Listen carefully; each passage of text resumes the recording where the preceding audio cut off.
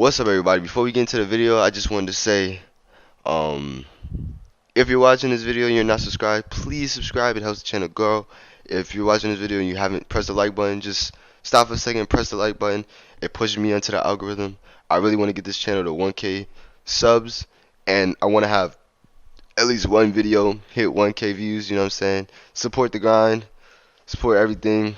Hope everybody has a great day, and let's get into the video. Peace. Yo, what's up, everybody? Today is going to be a little bit of a different video. I want to talk about how to properly gain stage control, how to achieve an edge guard, and how to identify if you conditioned your opponent. So a few people have been like conversing with me when I coach them and stuff, and they're looking for ways to kind of improve their game, right? And as soon as I start watching their replays, they will hit something. Let's say will make the opponent down dodge, right? They'll hit something like D-Light Sair, right? And the opponent will dodge in a way where then they think the natural response is like an end light on sword, right, to cover that. And I'll see this happen with a player 2 to 3 times within the same game, maybe even the same stock. And I asked them, have you not noticed that you've already conditioned him to dodge a certain way, and now you're punishing that, but you're not doing the most optimal punish for that? And they asked me what do I mean and stuff like that. So we're gonna go over that. So alright, so conditioning is as simple as this. If, let's say, we make the opponent down dodge, right? Let's say we hit D-Light in air over and over and over again, right? But after we do it, we go for, let's say, recovery, right? So now the opponent is not only thinking, okay, I'm gonna get hit with a recovery, so that's what he's gonna go for. Like, he's thinking, yeah, that's what he's gonna go for no matter what, right? And in your head, you're like, okay, now that I have you thinking I'm gonna go for this, now I'm gonna go for, let's say, D-Light Nair, D-Light Sair, because now they're like, okay, I'm just gonna dodge away or dodge in or dodge in a way that recovery won't hit me, correct? And that's when you cover the option that they've dodged to. Similar to the classic 1-1-2 on Spear, we'll just grab Mirage real quick and give Spear, right? So the classic 1-1-2 is basically like this, right? You end light, then you end light again. So to explain what a 1-1-2 is, a 1 is a neutral light on Spear, a 2 is a D light on Spear. So the concept is that you cover the ground with the end light. If the opponent doesn't jump and reacts a certain way, you can constantly go for these end lights in a way that's gonna make the opponent stay. If they want to stay grounded, they're gonna get punished, right? But if they jump, so let's have the bot jump. They jump, right? Similar to that. Now you do the 2, right? You go for D-Light because that's the anti-air. That's what we want to catch, right? That's what we want to catch. So they jump, we catch it. If they stay grounded, we catch it. And that's all a 1-1-2 is. And you can do that all the way until basically kill percent. You can mix it up. You can do things like end light, chase dodge Nair Sair, end light, chase dodge Sair if you know they're gonna be grounded again. So let's say if I know he's gonna be grounded, right? And I want to kind of push him away, then I'm gonna do that. But I gotta know he's gonna be grounded and back up. So let's say he dodges right, and take off jump. So he's just gonna react. So that's him dodging away, right? This is gonna stop someone from dodging away and punish that to get you a Sair end light again. This happens at very early house, And this is just a way to convert if they dodge away, or if you notice that they're running away after you hit an end light. That's what that covers, right? And then obviously, you know, or everybody should know, sidelight reads is similar to the 112. I call sidelight 3, as that has not been confirmed, but I call sidelight 3 because if you 3 to 2, it works super easily. If people dodge away, people dodge in. If people dodge down, you can go for a double sidelight. If people dodge up, now let's change it to up, right? That's probably the hardest one because you're gonna have to nair to D-light. I don't think that's jumpable, but it is fast followable, and it's one of those just risky options. But that's one of those options that you could go for if you really feel like you have a read on your opponent and you want to just go for something like that. Now, a bigger thing is you can go for nair, and then when you hit the D light, or you can go for a sidelight if you're stacked. When you hit one of these moves, you can go for recovery or nair, and that might kill at a higher percentage, you know. So like that can kill at a higher percentage, but you gotta just watch out for specific things. Like that's a really good read right there. But that's more of conditioning with spear, right? Now, understanding a conditioning movement is the hardest thing because it's mid-game. So the best way to kind of amplify it, or amplify you identifying this, is go for the same move or go for the same pattern of moves maybe 3 or 4 times, right? When you do that, you'll allow not only yourself to understand, like, okay, he dodges this way off of this, but now they're gonna think I'm finally able to escape that by dodging this way. And that's where the game becomes a chess game. If obviously a higher tier, it's gonna be more of like you're getting conditioned while you're trying to condition and stuff like that. I think that conditioning is a huge part of the game, and I know some people are gonna disagree with me, but I feel like that's really the deciding point of the game, because even small things like, let's say I have sword, right? And it's confirmed that a lot of people dodge in on an edge guard against, well, basically everybody, right? So say I do that, right? And I'm pushing him off, mind you. I'm pushing him off stage and guarding this edge, right? The only way I know he's gonna dodge in is because previously I saw in the communication we had in the gameplay that, okay, he's gonna dodge in to gain stage control because he just lost it, right? And you can test this out in experimental, in ranked, anything, no matter if you're gold or if you're 20 gajillion hundred elo, right? The player, if they feel pressured enough, they're gonna dodge in into stage for that stage control. And because of that, you can kind of go for, like, let's say D-Light, say if you have Koji, you could go for strictly side sig. Now, all you have to do is cover, you just have to cover the wall, right? You have to cover the low part, which Dare hits similar to this. Dare will hit, but you gotta be careful. You can position a Dare to where you're not going off stage. If they recover raw, this Dare is gonna scuff them. Or if they're going up, you can go for nair or recovery, or even N-sig, as you guys see me do this, right? But no matter what, you want to cover that dodge in. Me myself, I go for a lot of side sigs on that because I feel like that's one of the most maximum guaranteed like damage things I can do, especially at light damage where I just want to get some quick damage, get back to stage, and kind of hang out, you know? Like right there, that's it, and then I just go back.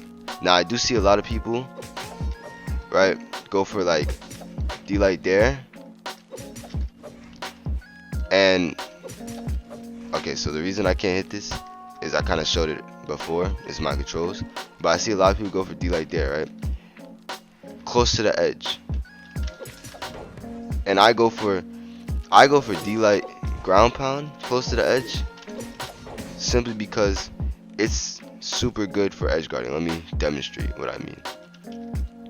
So D-Light ground pound is probably one of my favorite things because of the simple throwing them off stage kind of feel that it gives, right? So boom, I D-Light ground pound, and I end light, right? And I want to push him off, so I go for D-Light ground pound. Now at higher damages, like let's raise the damage a little bit, right?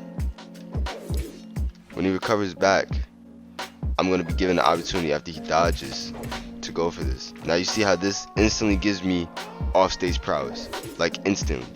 That's one of those options that I don't see a lot of people go for, and it's super good.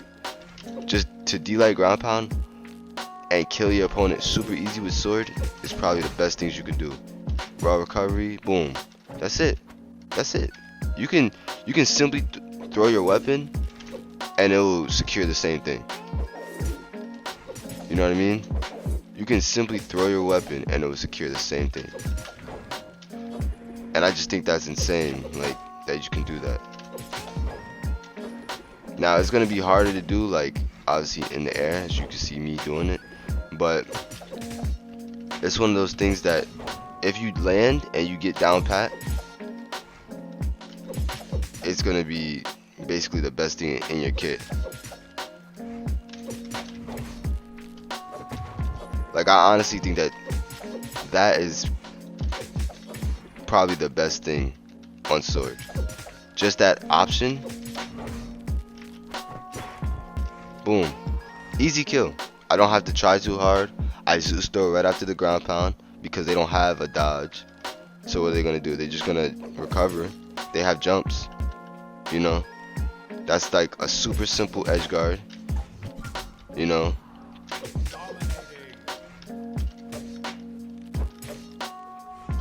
And obviously dare is probably the best thing you can do when coming to the edge guards. You know what I mean?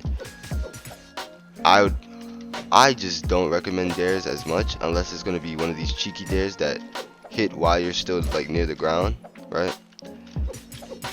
That might be able to spike the opponent sometimes like that, because that's a way to kind of get like a very cheap edge guard, is by aiming it down or aiming the other way but still achieving the score or achieving the spike, which is pretty lame and I think they should nerf, but that's just my opinion, right? Another thing that I wanted to talk about is just altogether engaging and disengaging in the game, right? So I know a lot of people are like, hey, this guy is passive and this guy is aggressive, and I'm not gonna play passive to beat this guy, and yada yada yada yada yada, right? But the object of the game is not to sprint across the map and give up stage control, go on the wall and just wait, right, for your opponent to approach you. The object is to engage and disengage on the proper times. So boom, I engage, right? Now I'm gonna disengage. I'm not engaging at this point. I'm just on the edge guarding. Edge guarding is different than, these are two different things. This is not edge guarding. I'm off stage. I'm trying to kill him off stage. I'm going off stage. I'm trying to land the stay. I'm trying to land whatever, right? That's not edge guarding. Edge guarding is guarding the edge. I'm on the edge and I'm guarding the possibility of him getting back. I'm guarding any options he might have coming to the edge. That's edge guarding. I'm still on the edge. I'm still playing it safe, right? That's still a disengagement. This is a disengagement. I went from engaging into the fight, which is the D-Light Sair, and I'm drifting forward, right? I'm gonna drift forward, but once I start drifting back and jumping back, that's a disengagement, right? That's where optimization with engaging and disengaging meet. So the optimal thing to do is to disengage, right? And edge guard. Go for covering the option that they have and don't engage and don't overcommit. and overcommitment will make you kind of lose everything you fought for. So here, right? Let me run that back a little bit. So I just overcommitted, right? With the recovery, right? And right here, I don't even think I have a dodge. I don't. So let's say if I were to switch to being the computer for a second, right? I would be able to I'd be basically able to delight ground pound the person coming back up. Right here is where I have no dodge. The Koji has no dodge. Yumiko has now gone back to stage properly. Koji just used his recovery. I have no more moves if I'm Koji. At this point, Yumiko has just gotten all her jumps back, her dodge back, and I'm kind of screwed. She has her recovery, everything. So all Yumiko has to do is jump off, dare, wait until I jump because I have one more jump left, and delay ground pound, and I'm dead. Or they can even play it safe, wait until I drift to the wall and delay ground pound me. You know what I'm saying? Either one of those options are perfectly fine because I have no dodge, I have no recovery, I can't fight against that. Best way I can do is nair and hope that he's committed way too fast and I stop that, right? That's the best thing I can do. I think that a lot of people don't realize that if you go off stage and overcommit, you're basically allowing yourself to lose the game. And I don't want this to feel like an attack towards anybody because I've played with a lot of people. They're 2400, 2500, 2600, 27. You know what I'm saying? They're in those high elos and they still go off stage, overcommit, and they lose as soon as possible because of that. Like, it's super simple. And I've realized there's a lot of people that still don't know how to commonly play neutral in a way that just gives them the advantage. They rather look super cracked out, look super good at the game because of montages and clips and stuff like that.